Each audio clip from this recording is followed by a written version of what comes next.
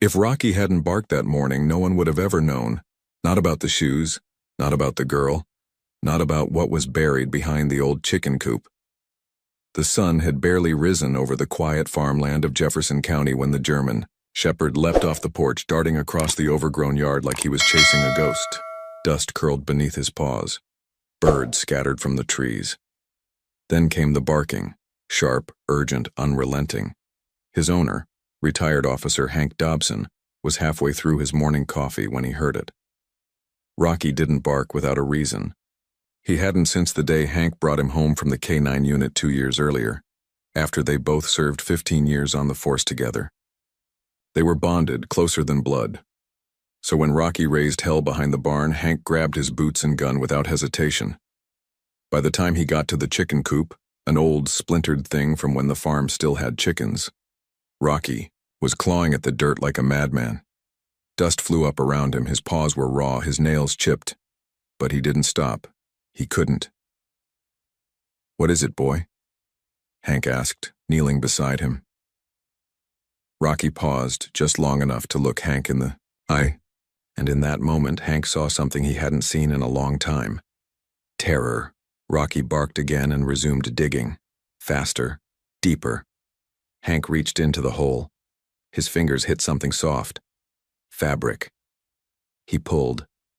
A bundle emerged, drenched in dirt, wrapped tight in what looked like an old pillowcase. Something small and stiff was inside. When he opened the bundle, the world stopped. A pair of tiny pink sneakers, caked in mud. Faded. One still had a cartoon butterfly sticker barely clinging to the heel, and inside the right shoe, a name was stitched. In faded thread, Emily. 10 years earlier, a little girl named Emily Carter disappeared from a town 15 miles away. No trace. No evidence. One moment she was playing in her front yard, the next, gone. The search had gone on for weeks. Dogs, helicopters, every resource the county had to spare. Hank remembered it all. He had been on the force then.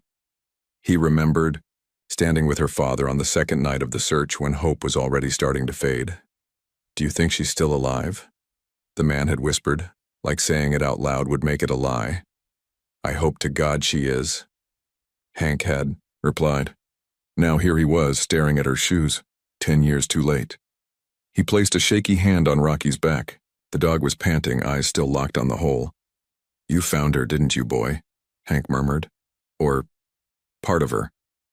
He didn't want to call the sheriff. He didn't want the flashing lights and the crime scene tape and the ghosts of that case crawling all over his land. But he had to. It was protocol. And Hank was nothing if not a man of the badge, even in retirement. So he dialed the number, told the dispatcher what Rocky had found, and waited. Within the hour, Sheriff Martinez and 2 deputies rolled up the dirt driveway. "You sure it's hers?" Martinez asked, kneeling beside the shoes. He had been new to the force when Emily vanished, still wet behind the ears, as Hank used to say. Now he wore the badge Hank once did, and the weight of it showed in his tired eyes. "Only one Emily we ever looked for in these parts," Hank said. "Those shoes match the description from the file. And the name, it's her." "Hell of a find," one of the deputies muttered, glancing at Rocky with newfound respect. "Yeah," Hank replied. "Rocky doesn't bark without a damn good reason. Enjoying the story so far? Subscribe to our YouTube channel, Heroes for Animals, to follow more incredible true-to-life tales like Rocky's, where brave animals uncover the darkest secrets humans try to hide. Sheriff Martinez ordered the area around the coop cordoned off. Forensics would arrive the next morning. Until then, the site was to remain untouched. That night, Hank couldn't sleep. He sat on the porch, Rocky curled, beside him like a sentinel. The moon hung low, casting long shadows over the yard. Somewhere out there, beneath their feet, was the truth. But truth doesn't stay buried forever. "I remember when they put this coop up," Hank said aloud. "Wasn't long after the old owner passed. Place went abandoned for a while. Then some. New guy bought it. Names on the deed somewhere. Never stuck around, didn't even clean out the barn." Rocky lifted his head. "You thinking what I'm thinking, partner?" Hank asked. The dog gave a soft growl. They got up together and walked to the barn. The hinges screamed when Hank opened the doors. Dust swirled like fog in the air. Old tools, hay bales, and rusted machinery littered the space. But it was something. In the far corner, a large tarp rolled tightly and pushed behind a broken plow. That caught Rocky's attention. He padded toward it and began sniffing. Then he pawed at it hard. Hank unwrapped the tarp. Inside was an old workman's jacket, and tucked in the pocket, a photograph. The image was blurry, aged, but Hank recognized the house in the background. It was this farm, and standing on the porch was a man in his 30s, scruffy beard, stained jeans, and next to him, Hank's breath caught, a little girl, maybe 6 years old, pigtails, smiling, her shirt red. Emily's world. No, Hank whispered. That can't be. But it was. The jacket had a name tag sewn into the collar, L. Granger. It clicked. Leo Granger. He'd worked as a hand here. No one knew much about him, just that he left town right around the time Emily disappeared, and now this. First the shoes, then the jacket, and the photo that shouldn't exist. What had happened here? The next morning, when forensics arrived, they found more than anyone bargained. For behind the coop, deeper in the ground, a second bundle was uncovered. Smaller, wrapped in what had once been a pink blanket. Inside were human remains. Small, fragile. Tests would take weeks, but everyone already knew. Emily had never left Jefferson County. She'd been here all along. The town of Jefferson County didn't sleep much after the news broke. By sundown, every porch light in a 5-mile radius was flicked on. Coffee pots ran all night. Folks who hadn't spoken in years suddenly found themselves gathered at the same diner booths and church steps, whispering the same question. How did no one know? Emily Carter. Missing 10 years. Found behind a forgotten coop on an old farm most folks thought was cursed to begin with. It felt like something out of a cold case docuseries, except it was their backyard. And now, one name was rising to the surface of every conversation. Leo Granger. Hank Dobson sat with Sheriff Martinez in the living room of his farmhouse, the same room where he'd once taught Rocky how to sit and stay. But now Rocky lay quietly near the fireplace, ears twitching, eyes locked on every movement between the two men. You ever talk to Granger? Martinez asked, flipping through a faded manila folder. Back when he worked this place? Not more than a few grunts, Hank replied. He was the keep-to-himself type, always smelled like oil and cigarettes. Showed up for the job, vanished right after harvest. Martinez laid the folder flat. There's nothing on him in our system. No priors, no driver's license, not even a parking ticket. It's like he dropped off the planet. That's what makes my skin crawl, Hank muttered, reaching down to scratch Rocky's ears. He didn't just disappear. He planned to. Martinez leaned back, rubbing his temples. We're pulling county records now. Property, employment, utility bills, anything with his name on it. But there's one thing we know for sure. Hank looked up. He had access to Emily. Back in 2013, Leo Granger had picked up odd jobs all over town. Fencing, plumbing, heavy lifting. People remembered him vaguely. He worked for cash, didn't talk much, didn't make trouble. But after Emily disappeared, Leo did too. At first, it hadn't seemed connected. There were no fingerprints, no witnesses, nothing. But now Rocky had unearthed evidence that tied the man, quite literally, to the victim's final location. And in a place like Jefferson County, secrets didn't stay quiet long. By the next morning, Sheriff Martinez had assembled a task force. A judge signed a warrant to search any properties previously owned or rented by Leo Granger, including a run-down trailer on the far edge of Miller's Hollow. Hank went along for the ride. He wasn't on the force anymore, but Martinez knew better than to leave behind the man whose dog had just cracked open a decade-old mystery. They pulled up to the trailer around 11 a.m. Paint peeled off the siding like dead skin. An old swing creaked in the breeze. The mailbox had no name, just a crooked metal flag rusted in place. Rocky growled the moment they got out of the cruiser. You feeling something, boy? Hank asked. Rocky barked once and trotted toward the back of the trailer, nose to the ground. Inside, the air was stale and heavy with mildew. Martinez stepped in first, flashlight in one hand, gun in the other. The place was a time capsule of grime. Dirty dishes in the sink, cans of beans stacked near the microwave. A calendar from 2013 still hung on the fridge, December circled in red ink. But the real clue came from the back bedroom. There, tucked beneath a loose floorboard, the team found an old cigar box. Inside, a silver charm bracelet with the name Emily engraved, a folded drawing of a stick figure girl holding hands with a dog, and a Polaroid photo. Emily again, this time smiling on the front steps of a barn Hank recognized immediately. She was here, Martinez whispered. He kept her here. Hank's hands shook. She drew that bracelet in one of the early interviews. Said her mama gave it to her for her birthday.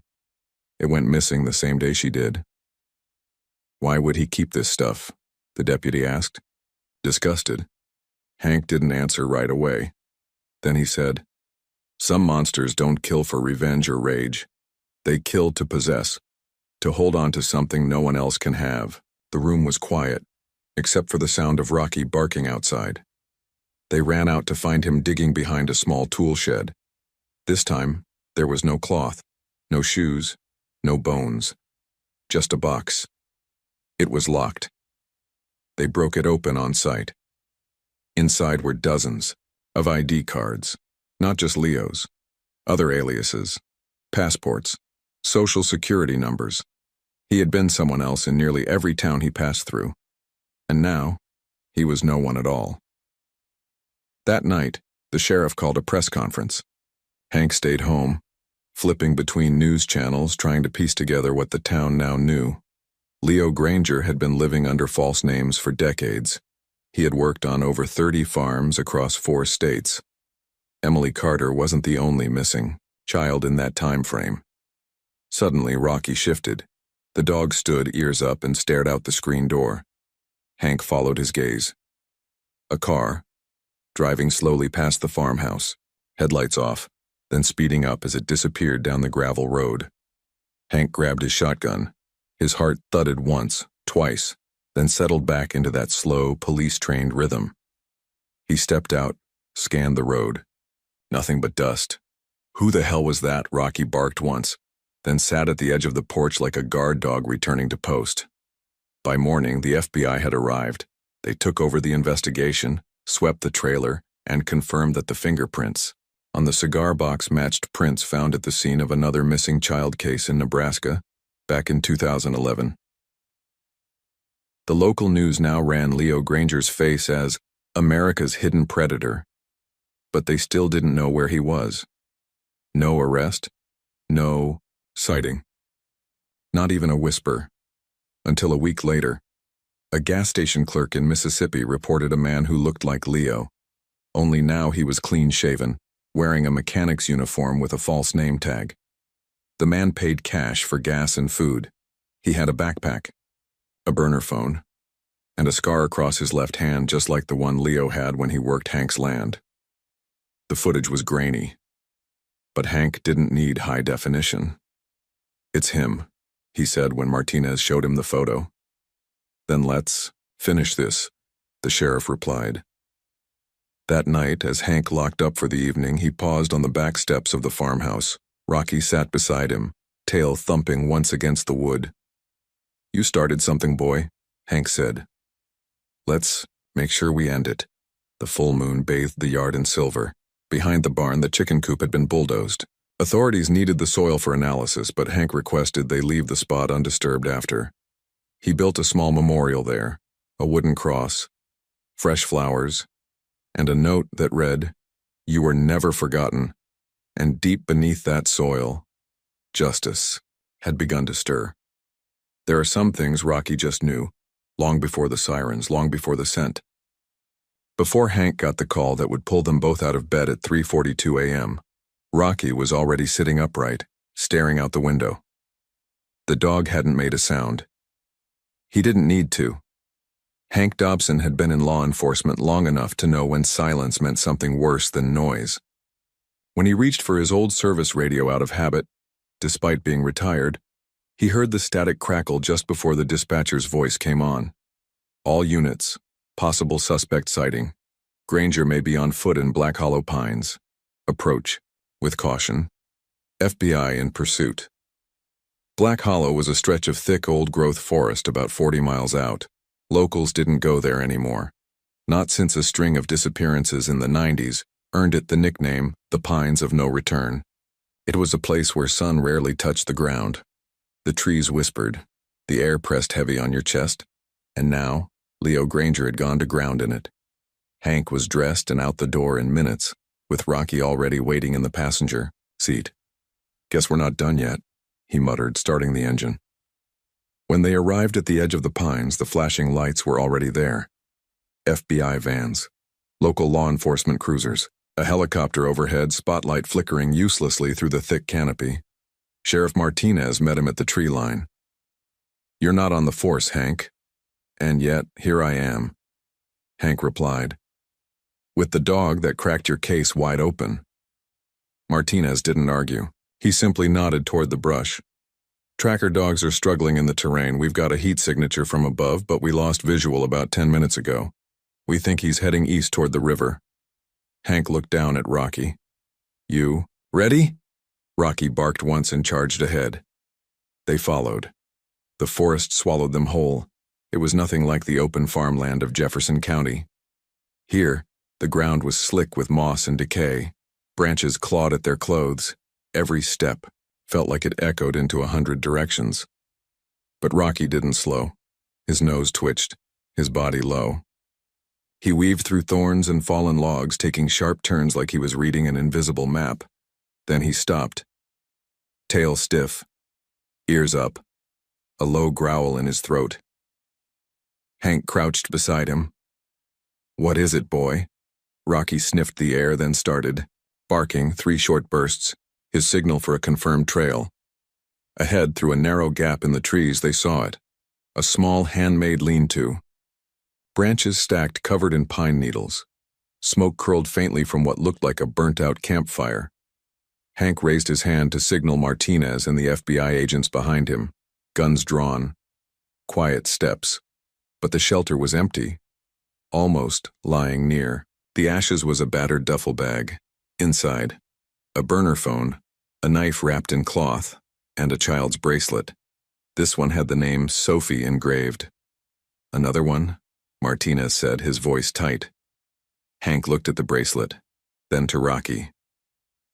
Rocky stared back unmoving as if waiting for permission to keep going. They gave it. What followed was a chase through the most unforgiving parts of the forest. For hours, Rocky led them across shallow creeks, over ridges, down ravines slick with mud.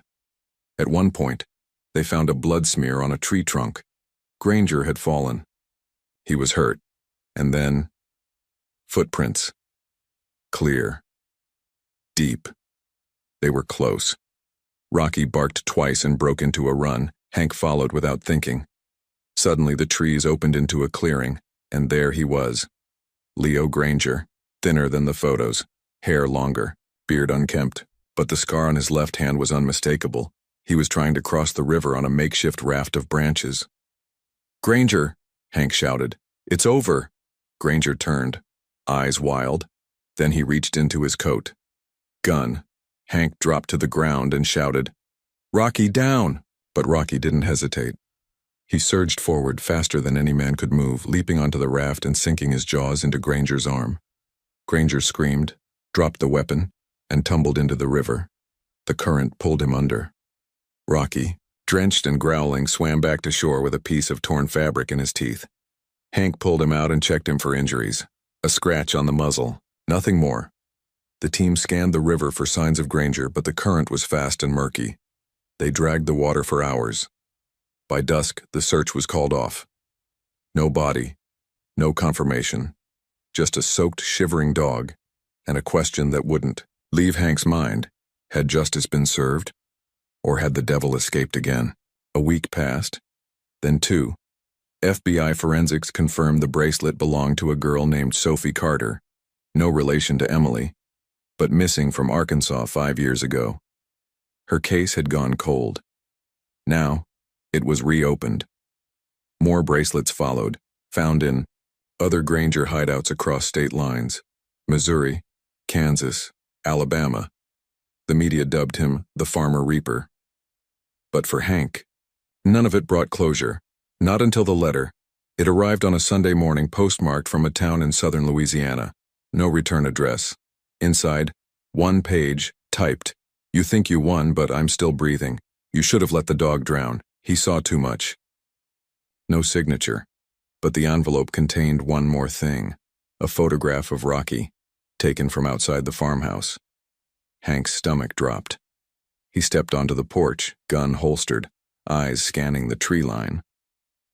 Rocky stood at attention beside him, sensing the shift in energy. They weren't safe. Not yet. That night, Hank reinforced every lock on the house. He replaced the security cameras, and he added one more thing to the wall in his living room: a framed copy of the photo from the letter. A reminder. He looked at Rocky. "You're not just a dog," he said. "You're my eyes when I'm blind, my ears when I'm deaf, my warning when evil thinks it can creep up behind me." Rocky thumped his tail once, then settled at Hank's feet, and together, they waited, because monsters don't always die in the dark. Sometimes, they come back. It started with a knock. Not a loud, frantic one, just 3 even taps on Hank Dobson's front door, precise, deliberate, like someone who wasn't in a rush but needed to be heard. Hank had been sharpening his old pocket knife on the porch, a mug of lukewarm coffee resting beside him. Rocky lay sprawled nearby, sunbathing but alert. The knock didn't make the dog jump. He was already up, ears perked, head tilted slightly as if he recognized the pattern. Hank opened the door. There stood a woman in her early 30s. Blonde, sharp-featured, in a navy blue windbreaker. Her badge hung around her neck.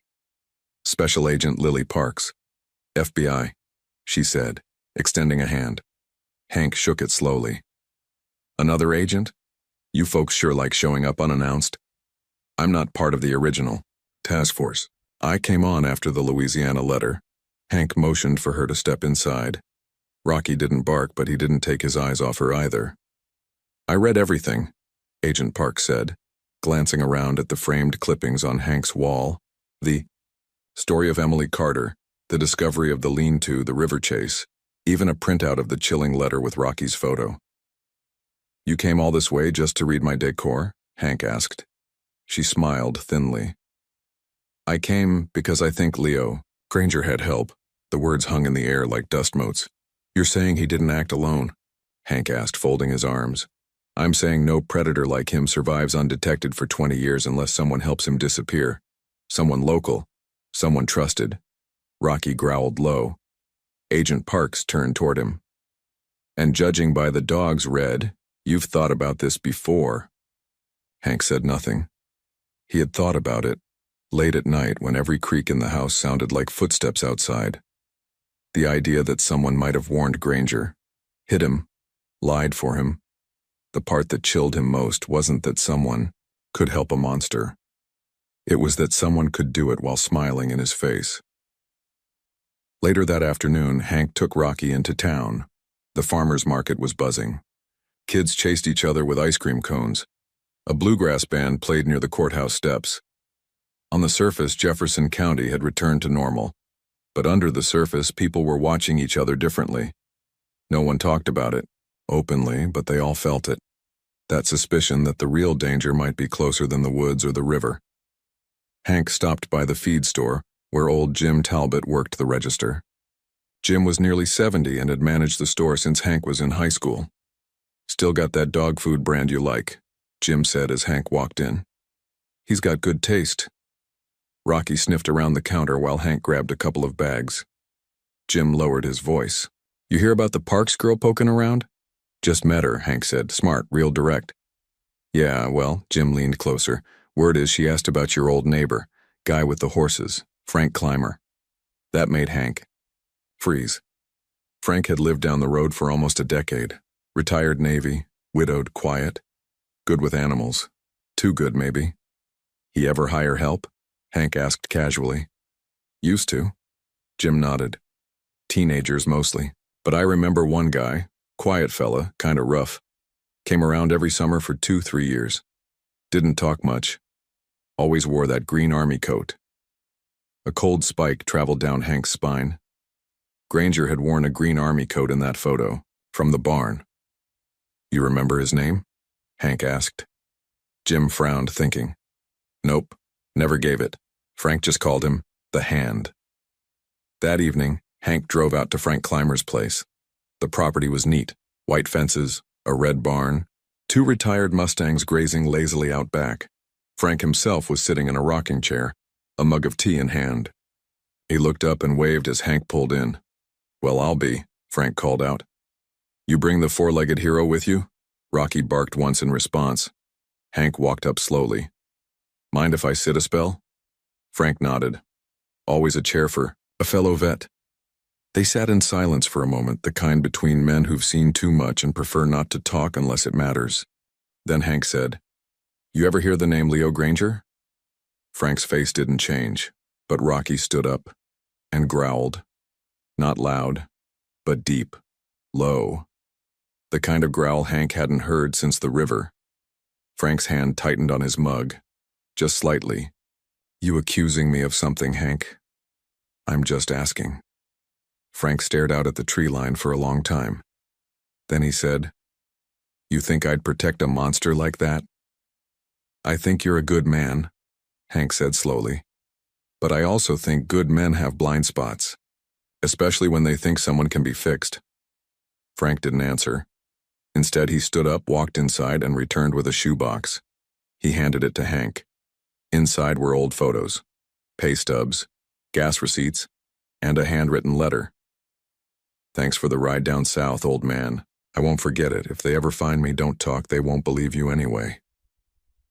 Well, that's the last I ever heard from him, Frank said. Swore he was going to rehab, start over. Why didn't you come forward? Hank asked, his voice tight. Because I didn't know what he did, Frank snapped. He told me he was running from debt collectors, said he used to steal cars, said it was all behind him. Rocky stood between them now, watching both men. I swear to you, Hank, Frank said, his voice trembling. If I had any idea. Hank nodded slowly.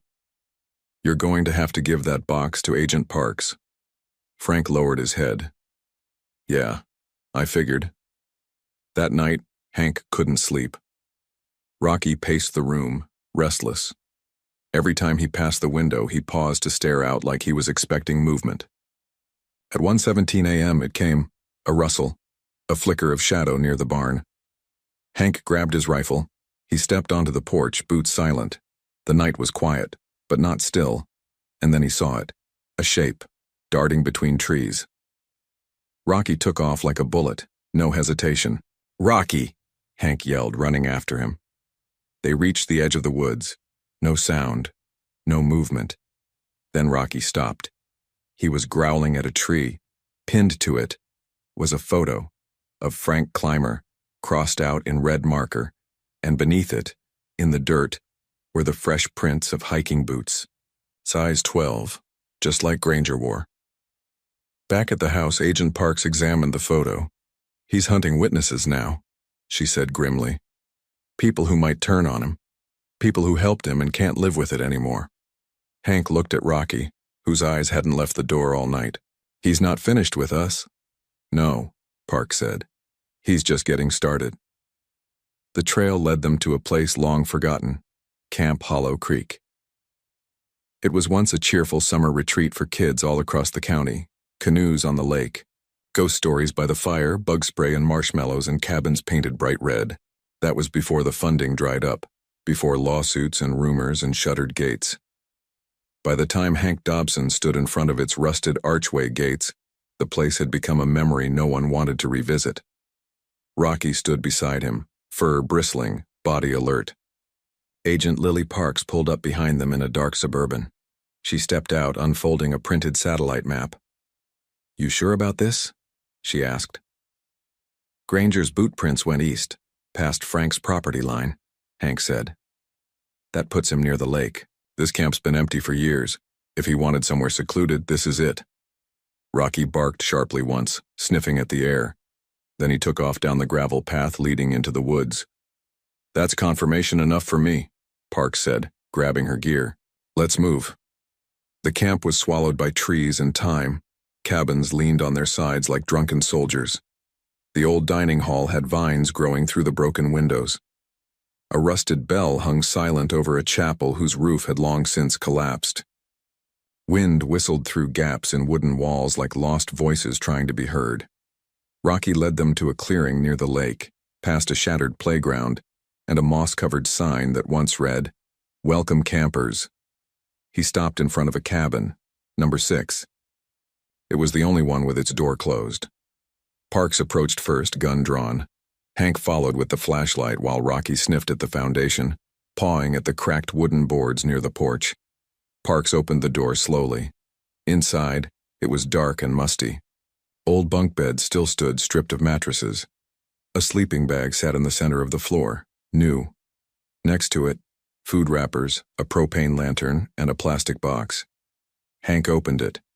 Inside were photographs, dozens of them, some printed, some Polaroids. All of children, all girls, some laughing in swimsuits, some standing in front of suburban houses, some not smiling at all. Parks flipped through them, her hands shaking slightly. These aren't just souvenirs, these are targets. And in the bottom of the box, wrapped in plastic, was a map. With red X's. 6 in total. Hank counted the locations. One was Emily's neighborhood. Another matched Sophie's town. A third, circled twice, was a rural community near the Arkansas border. He's hunting again, Parks said, planning his next move. No, Hank said, looking down at Rocky. He's daring us to follow.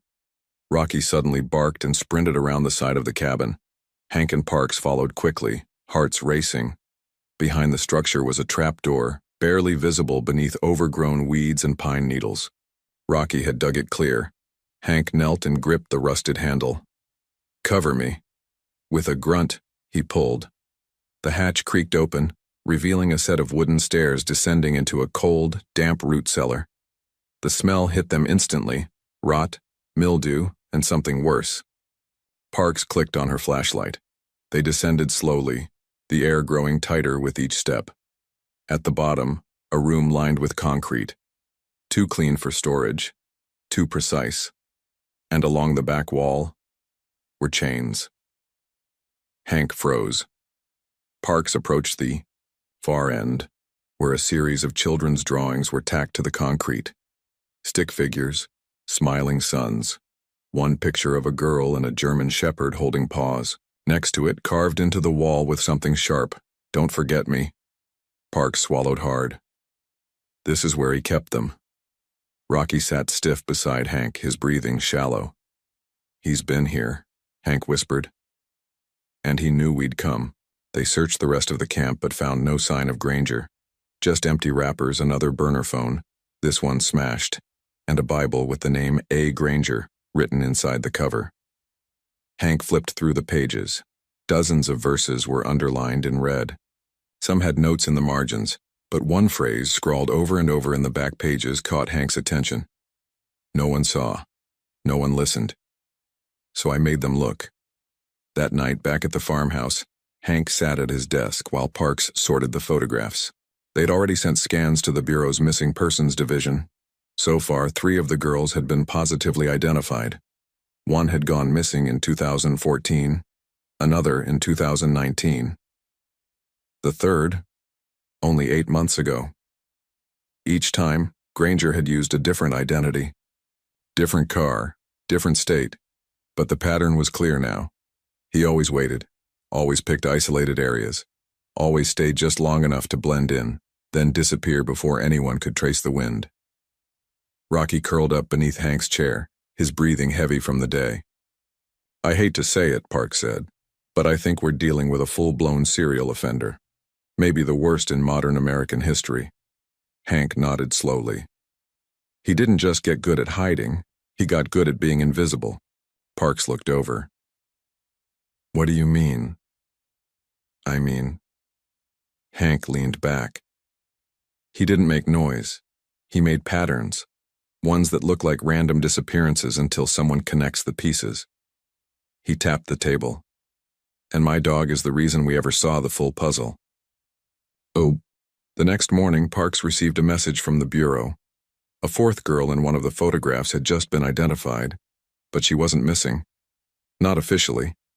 She was listed as ward of the state, placed in protective care at age 5, after her parents were arrested for drug charges, now 16, living in a group home near the Arkansas border.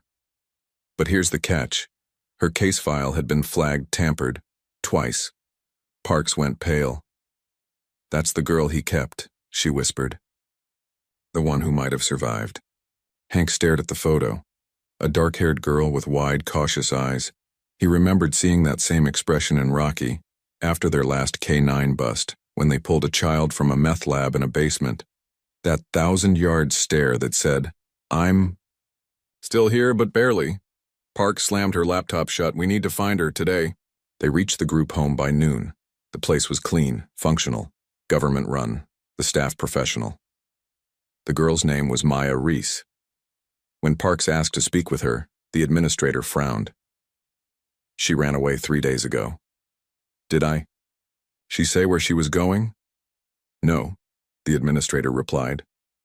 But she left a note. She handed it to them. It was scribbled in pencil, wrinkled at the edges. I saw him again. The man with the scar. I'm not crazy. I'm going back to where it started. Beneath the note, Maya had drawn a picture.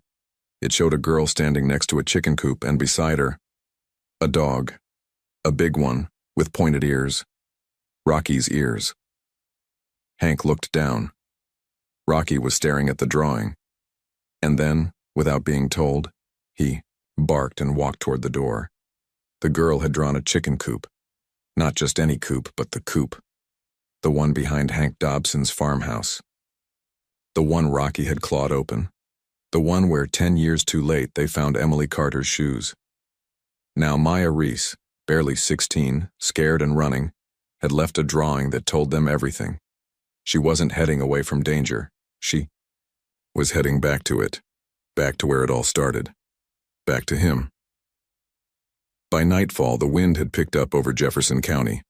The air was heavy, the kind that made trees groan and porch swings creak.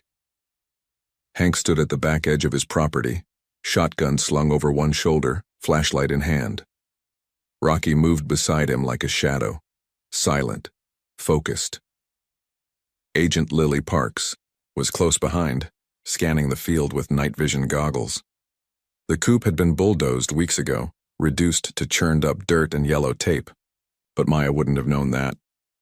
Her memory was still fixed on a version of this place from long ago, broken boards, rusted wire, the smell of hay, and something else.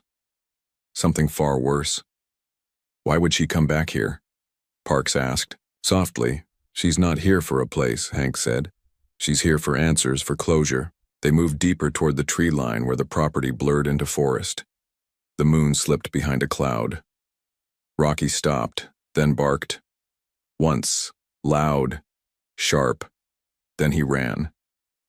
They chased him into the woods, the beam of Hank's flashlight cutting through. Branches like a blade, up ahead movement, a figure darting between trees. Stop, FBI! Parks shouted, but the figure didn't stop. It was Maya. She broke into a clearing, the same one where Hank had seen Granger on the river raft. But this time someone was waiting. A tall man in a hooded jacket, scar on his left hand. Leo Granger. Maya! Hank yelled, raising his gun, but Granger pulled the girl behind him like a shield. Don't! He screamed. Don't come any closer! Rocky growled, low and furious. Granger's eyes flicked to the dog. You again, he said, almost laughing. Always you. Hank and Parks stood still, guns raised, nerves strung tight as wire. Maya, are you hurt? Parks called. The girl didn't answer, but her eyes met Hank's. Not fear, trust. In that moment, Rocky surged forward. Granger turned his weapon toward the dog. But Rocky was faster. He lunged, teeth flashing. Gunfire cracked through the trees. Maya screamed. Hank dropped to one knee and fired once, square into Granger's shoulder. The man spun, fell. Rocky landed hard, rolled, then limped back toward Hank. "Rocky!" Hank cried, kneeling. "You okay?" The dog whimpered. A bullet grazed just above his leg. Painful, but alive. Hank turned to Granger, bleeding in the dirt. "You're done," he said. But Granger was laughing. "You think this ends with me?" he hissed. "I wasn't the only one." Parks cuffed him, her hands shaking. "Who else?" But Granger said nothing more, just smiled through the blood. Maya was safe. She trembled as Parks wrapped a jacket around her shoulders. Her lips were cracked, her hair tangled, but she looked up at Rocky and whispered, "You remembered me." Hank blinked, stunned. "What did you say?" "I saw him hurt a girl in the cellar."